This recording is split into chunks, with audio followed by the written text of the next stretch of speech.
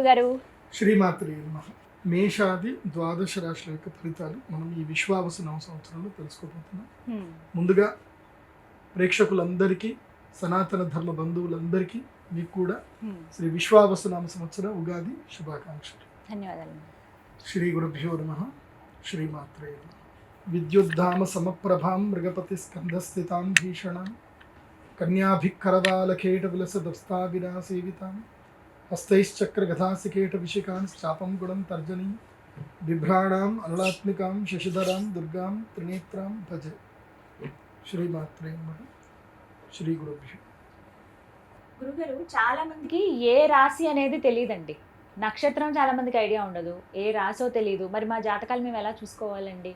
మాకేమో ఏమైనా పరిహారాలు చేసుకుందామన్నా ముందు నక్షత్రము రాశి అడుగుతున్నారు. అలా కూడా చేసుకోవడానికి వీలు లేకుండా పోయింది. ఇంక ఇంతేనా, తెలుసుకోవడం ఏమైనా కుదురుతుందా అని అడిగే వాళ్ళు చాలా మంది ఉంటారు. వారికి సమాధానం సింపుల్, నేను ఒకటే చెప్తాను. యస్య నాస్తి కిల జన్మపత్రిక యా శుభాశుభ ఫలప్రదాయిని అంధకం భవతి తస్య జీవితం దీపహీనమివ మందిరం ఋషి. దీని అర్థం ఏంటంటే, దీపము లేని గదిలో మనకి ఏది కనబడదు. ఇప్పుడు ఈ గది ఉంది, ఇక్కడ మొత్తం లైట్లను ఆఫ్ చేసేసారు, మనకి ఏవి ఎక్కడనే కనబడవు కదా. దీపం ఉంటే అన్నీ కనబడతాయి. సో అట్లాగే జాతకం లేని వ్యక్తికి తన జీవితంలో తను ఎక్కడున్నాడు అంటే ఈ కాలచక్రంలో తనకి మంచి పొజిషన్లో ఉన్నాడా చెడ్డ పొజిషన్లో ఉన్నాడా ఎక్కడ తెలియదు. అది తెలియజెప్పేదే జాతకం. జాతకం ఒకటి ఉందనుకోండి, వాళ్ళ జీవితంలో ఇప్పుడు ఏళ్ళనాటి శని వస్తే ఎట్లా జాగ్రత్త పడాలి, గురుడు లక్ ప్లేస్కి వచ్చాడు, ఇప్పుడు బిజినెస్ చేయాలా ఉద్యోగం చేయాలా, ఇవన్నీ తెలిసేది జాతకం ద్వారా. సో జాతకం లేకపోతే ఏం తెలియదు. జాతకం అంటే నీ date of birth, time, place అక్యురేట్గా ఉండాలి. ఉంటేనే అది నీకు జాతకం ఉన్నట్టు. జాతకం లేదు అనుకోండి, ఇక మీకు తల్లిదండ్రులు ఏదైతే పేరు పెట్టారో దాంతో మీరు రాశులు చూసుకోవాలి.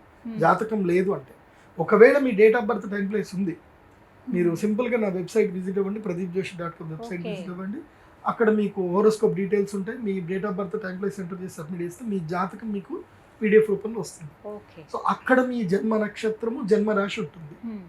సో దాన్ని బట్టి మీ జన్మ నక్షత్రం ఏంటి, మీ జన్మ రాశి ఏంటి చూసుకొని అప్పుడు మేము ఈ మన ఛానల్లో చెప్పే నేనైతే రాశి ఫలాలు చెప్తానో అవి మీరు ఫాలో అవ్వాలి. ఇప్పుడు పత్రికల్లో ఎక్కడ చూసినా మీ రాశి ఏంది అనేది ఆ రాశి ఫాలో అవ్వాలి.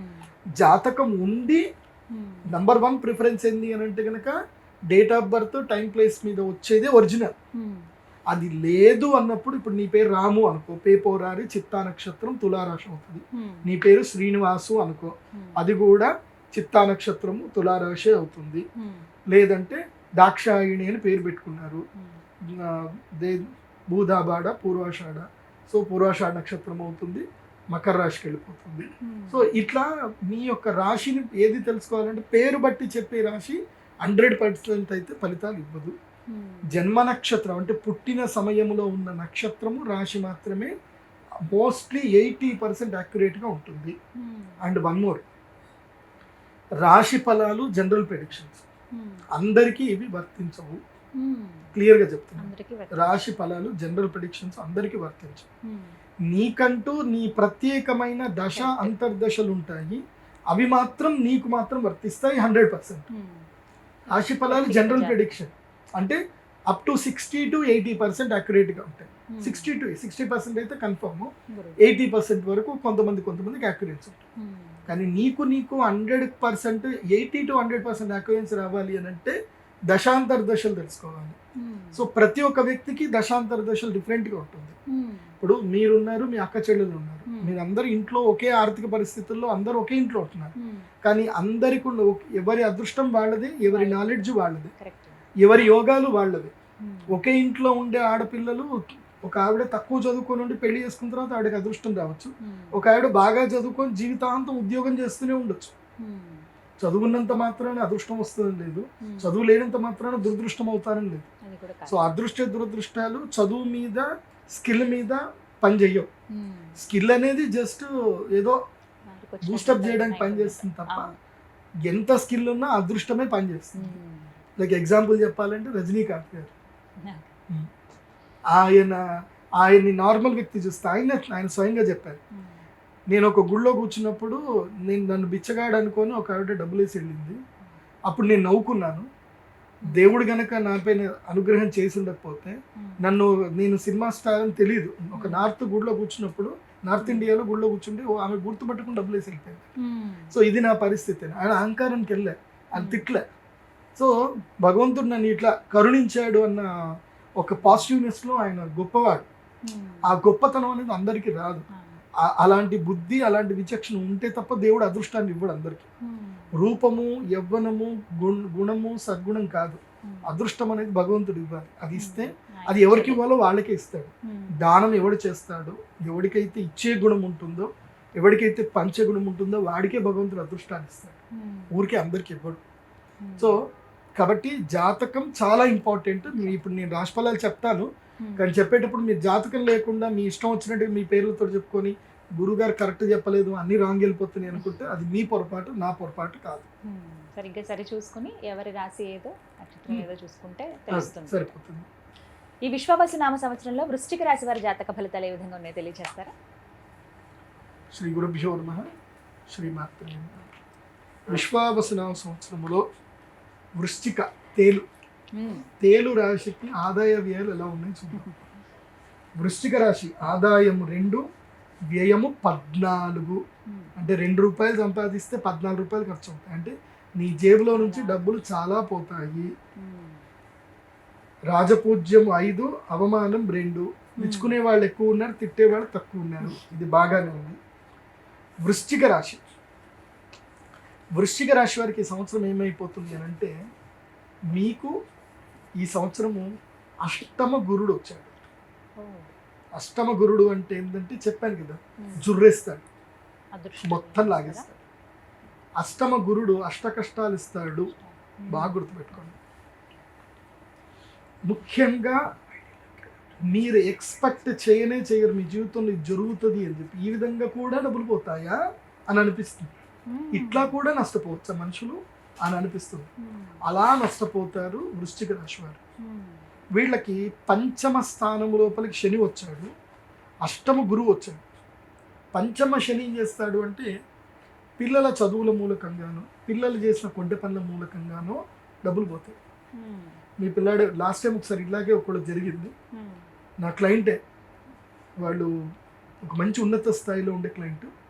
వాళ్ళ అబ్బాయి ఏం చేస్తున్నాడో వాళ్ళకి తెలియదు. డబ్బులు సంపాదించే పనులు వీళ్ళు పడ్డారు, వీళ్ళ పిల్లలు ఏం చేస్తున్నారో తెలియదు. వాడు బైక్ వేసుకొని, వాడు మైనర్ యాక్చువల్లీ 17 ఏళ్ళ పిల్లాడు, బైక్ వేసుకొని వెళ్ళి గుద్దేశాడు. వాడు పడిపోయాడు, వాడు చనిపోయాడు. అయిపోయింది. మైనర్, అది క్రైమ్ కిందకి అవుతుంది. చాలా ఇబ్బందులు పడ్డారు, దాంట్లో నుంచి వాళ్ళు బయటపడ్డారు. సో మీ పిల్లలు ఎవరైనా వృశ్చిక రాశిలో వాళ్ళు పుట్టి, మీ పిల్లలు ఎవరైనా పెద్దవాళ్ళు అయ్యి మైనర్లు కనుక ఉంటే, మీ బైక్ తాళాలు దాచిపెట్టుకోండి. వాళ్ళు వెళ్తారు, ఏవో తప్పులు చేస్తారు. ఇట్లాగే ఏదో ఒకటి, బైకే కాదు ఇంకా ఏవైనా సరే. ఇప్పుడు మీ స్మార్ట్ ఫోన్ ఉంటుంది, మీరు వాళ్ళకి యాక్సెస్, వీడియో గేమ్ యాక్సెస్ ఇస్తారు, ఏదో ఒకటి లింక్ వస్తుంది, క్లిక్ చేస్తారు, ఉన్న డబ్బులన్నీ ఎగిరిపోతాయి. కాబట్టి వృశ్చిక రాశి వారు ఎంత అప్రమత్తంగా ఉంటే అంత మంచిది. ముఖ్యంగా మీ మొబైల్కి, మీ స్మార్ట్ ఫోన్కి ఏదైతే లింక్ ఉండే అకౌంట్ ఏదైతే ఉందో ఆ అకౌంట్ని ఆఫ్లైన్ అకౌంట్ చేసి పెట్టేసుకోండి.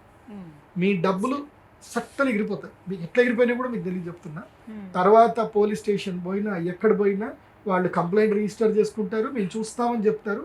వాళ్ళ సాధ్యానంత వాళ్ళు చేస్తారు, కానీ దొరకకపోతే ఏం చేయలేరు.